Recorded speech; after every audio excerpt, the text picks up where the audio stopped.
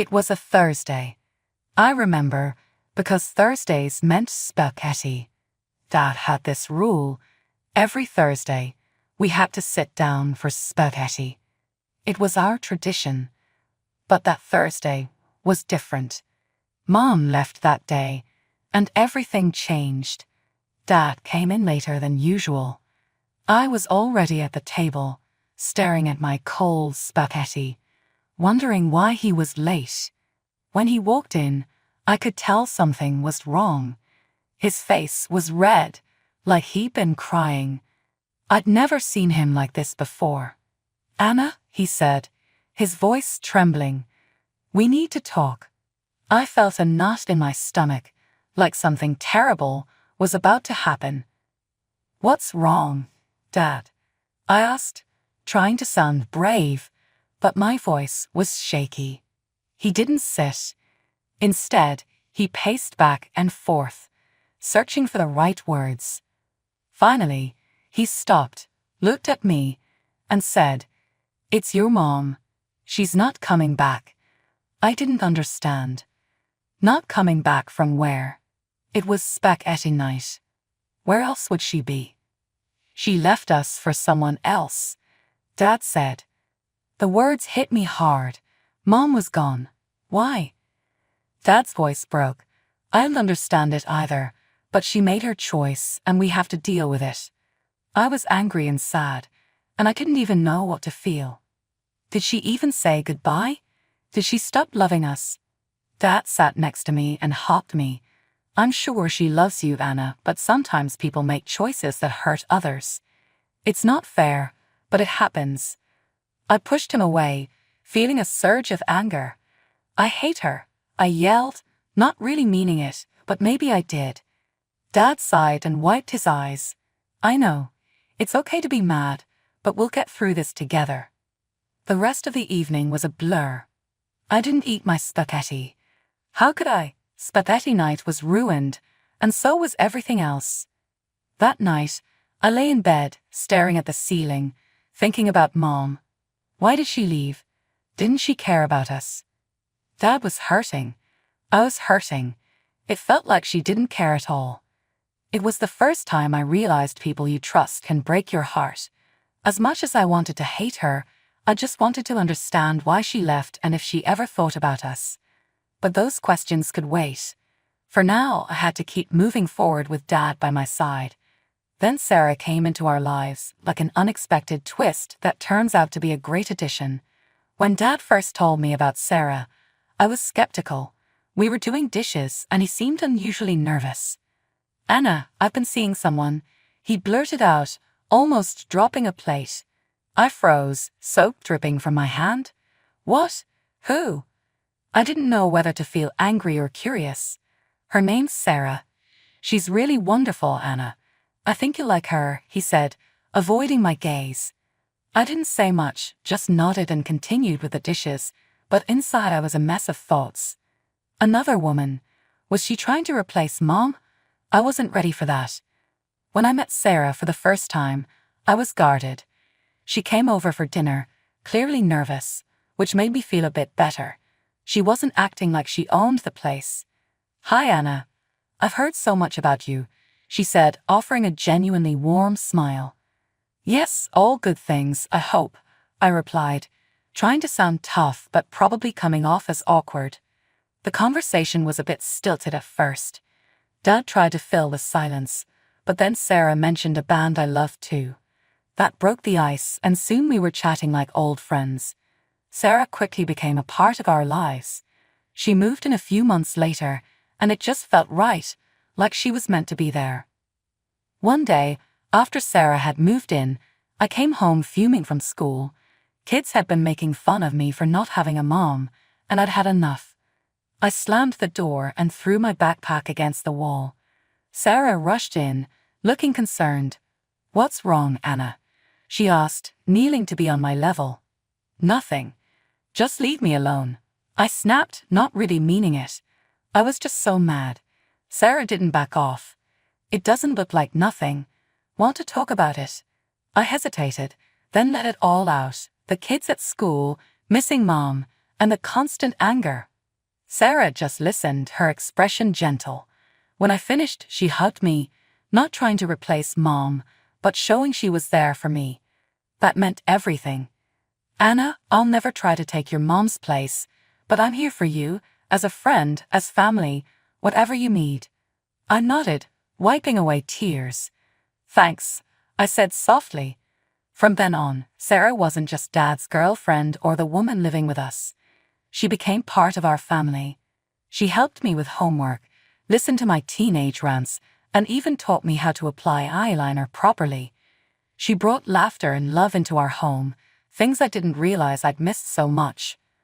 One evening, while we were watching a movie, I saw Sarah and Dad laughing on the couch. It hit me how much things had changed and improved. Thanks, Sarah, I whispered, hoping she'd hear me. For what? She asked, turning with a smile. For everything, I said, meaning it. Sarah squeezed my hand and turned back to the movie. That moment made it clear. Sarah was family. College was a whole new world. I moved onto campus studying economics because it seemed like a solid choice. I called Dad and Sarah every Sunday, sharing both the mundane and exciting details. They were my rock, my safety net amid the whirlwind of new experiences.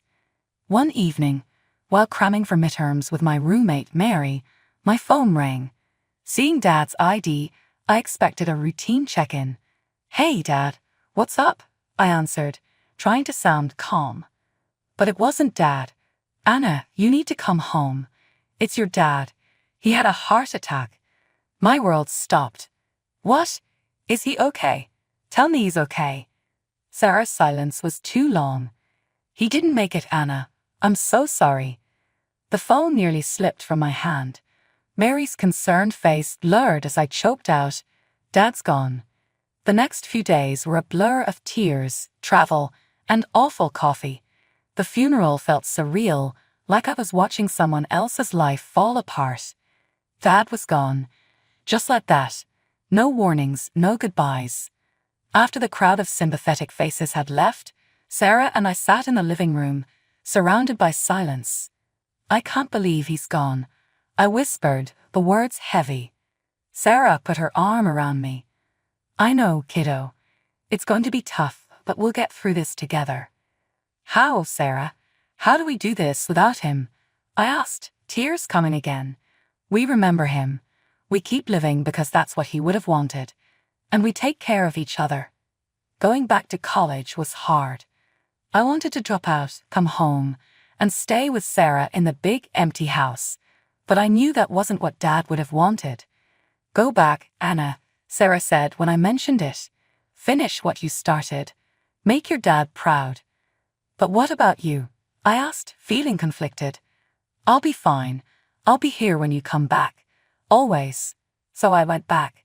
Mary, bless her, had turned our dorm room into a comforting haven when I returned.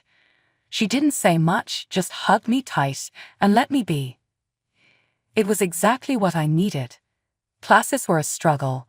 I couldn't focus and my motivation was low. I remember sitting in a lecture, staring blankly at the professor as their words felt like a foreign language.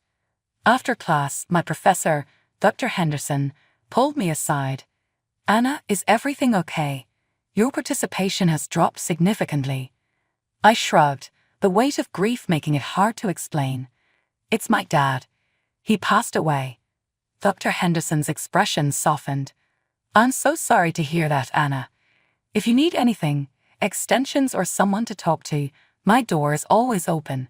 Thanks, I mumbled, grateful but too numb to really feel it. That's how it went for a while. Just going through the motions, barely keeping afloat. But slowly, with support from Sarah, Mary, and even Dr. Henderson, things started to get a bit easier. Not better, but less impossible. By the end of the semester, I'd managed to pull my grades up and secure a decent GPA. It felt hollow without Dad to celebrate with me, but I knew he would be proud somewhere, and that thought gave me strength. Time flew by, and at 27, I had my own place and a career that was going somewhere. Bosses liked me, work was steady, and I felt like I had a handle on things. On a rare Saturday with no plans, I was ready to chill and binge-watch something. Then the doorbell rang, cutting through my lazy morning. I wasn't expecting anyone, probably a forgotten package or a neighbor starting small talk I wasn't in the mood for. When I opened the door, I was shocked to see my mom standing there. She looked different. Years and hard living had left her worn and rough around the edges. "What are you doing here?" I asked, my shock evident. Her eyes filled with tears, and she looked like she was about to break down. "I wanted to see you, Anna. It's been too long." Too long was an understatement. Years of silence, and now she shows up. Why now, after all this time? My voice was sharp, and I wasn't about to soften it. She wiped her eyes, taking a shaky breath. "I've always wanted to fix things between us. Your dad and Sarah wouldn't let me get close." That made me frown. "Come on, you expect me to believe that? Why didn't you reach out when I turned 18? I wasn't under their control then." Her excuse seemed rehearsed. "I was sick, Anna. Really sick. It took me a long time to get better, and when I did, I knew I had to try to connect with you, even if it was late." The conversation felt awkward and messy. Part of me wanted to slam the door, but another part, one I wasn't ready to admit, wanted to hear her out. Maybe it was curiosity, maybe something else. We talked, or rather, danced around the years of silence, each of us avoiding the real issues. Then, without warning, she said she had to go. Just like that, she left, leaving me with a storm of thoughts and no clear answers. The door clicked shut behind her, and I stood there, feeling a confusing mix of anger, sadness, and other emotions I couldn't name. She had her chance to explain, and all I got were excuses. Her visit had opened something I thought I had buried long ago. After Mom's unexpected visit, my head was a mess, buzzing with a million thoughts and no clear answers. I needed some clarity. There was only one person who could offer that: Sarah. I drove over to her place, the one she had moved into after Dad passed. It was a cozy house filled with warmth and memories, a sharp contrast to the confusion I felt. I knocked on the door, and Sarah answered with her usual welcoming smile, though it faltered when she saw my face. "Anna, what's wrong?" she asked, letting me in. I didn't even know where to start. "Mom showed up at my place today," I said as we settled in her living room, each with a cup of tea. Sarah's eyebrows shot up. "Your mom? After all these years?" "Yes," and she had a lot to say, mostly excuses. I sipped my tea, struggling to meet her gaze. "What did she say?" Sarah asked, her voice calm but tense. "She said you and Dad kept her away from me, that she was sick and couldn't reach out until now." The words tasted bitter as I relayed Mom's version of events. Sarah shook her head in disbelief. "Anna, that's not true. You know that. Your dad and I never stopped her from reaching out. She made her own choices." I knew it deep down, but hearing Mom's story stirred up doubts. Part of me wanted to believe there was a good reason for her leaving. Sarah reached over, squeezed my hand. "It's natural to want to find some good in her reasons, but you can't let her rewrite the past. You know what happened?" "Yeah, I do," I sighed, feeling a bit foolish. "She also said she was sick. We never knew if she was," Sarah said gently. "But even if she was, it doesn't change the years of silence. It doesn't excuse everything." Slowly, clarity began to cut through my emotional fog. Sarah had a way of making things make sense. She also talked about wanting to start over, to have some kind of relationship. Sarah's expression grew cautious. "Anna, people don't change overnight. If you let her back in, be careful. Protect yourself." Her words were a reminder of the pain that had taken so long to heal. "I don't even know if I want her in my life," I admitted, feeling overwhelmed. "Whatever you decide, I'm here for you. Just remember who she was and who she's been all these years." Sarah's advice was like a lighthouse guiding me through stormy seas. "I will. Thanks, Sarah." I meant it. Her perspective was a tether to reality when I felt adrift. After Mom's visit, She started coming by more often. At first, it was nice, catching up, exploring the mother-daughter bond we never had. But then things changed. It wasn't just coffee and small talk anymore. She started hinting at needing money, first for a doctor's bill, then for some rehab she claimed was for her illness recovery. Each time, she piled on the affection, something I wasn't used to from her. Despite Sarah's earlier warnings, I found myself unable to say no. Maybe it was guilt, or maybe I just missed that maternal affection. Then she hit me with a real shocker. Out of nowhere, she said, "I found this great apartment right next to yours. Wouldn't it be wonderful to be neighbors?" I thought it sounded nice until she dropped the bombshell. She wanted me to pay the entire year's rent up front, which came to 24 grand. I nearly choked on my coffee. "You what? That's a lot of money, Mom." She played the hurt card like a pro. "I thought you'd want to help your mother," she said, sounding wounded. "I do, but that's a lot. I need to think about it," I stammered, feeling blindsided. She didn't take it well, got all huffy, and stormed out. I felt like the worst daughter ever for not immediately handing over the cash. I needed advice from someone who wasn't involved. Naturally, I called Sarah. "Hey," I said, jumping straight in. "Mom asked me to pay a year's rent for her minus 24K. What do I do?" Sarah's response was immediate, filled with concern and frustration. "Anna, are you serious? After everything, you're considering this?" I sighed, running a hand through my hair. "I don't know, Sarah. She's my mom. She's also the woman who left you and your dad. You don't owe her anything," Sarah said sharply. Her words stung, but she was right. Still, I couldn't shake the desire for a real relationship with my mom, even if it meant paying for it. Against my better judgment, I agreed to Mom's request. But I wasn't completely naive. I made sure my name was on the lease, just in case things went wrong. When I told Sarah, there was a long silence on the line. "Anna, I hope you know what you're doing," she finally said, her voice heavy with concern. "Yeah, me too," I replied, though I had no idea what I was doing. But there was no turning back now. I'd made my choice and hoped it wouldn't come back to haunt me. A week after the apartment fiasco, I decided a surprise housewarming might help smooth things over. Maybe it would show Mom that I was making an effort to bridge the gap between us. So there I was, outside her door, ready to surprise her, when I overheard something that stopped me cold.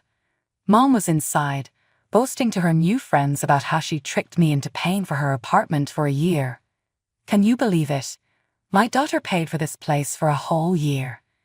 She's as foolish as her old man was," she laughed. My heart dropped. I felt a rush of disbelief and anger, but I pushed the door open and walked in before I could second-guess myself. Inside, the scene was exactly what I expected.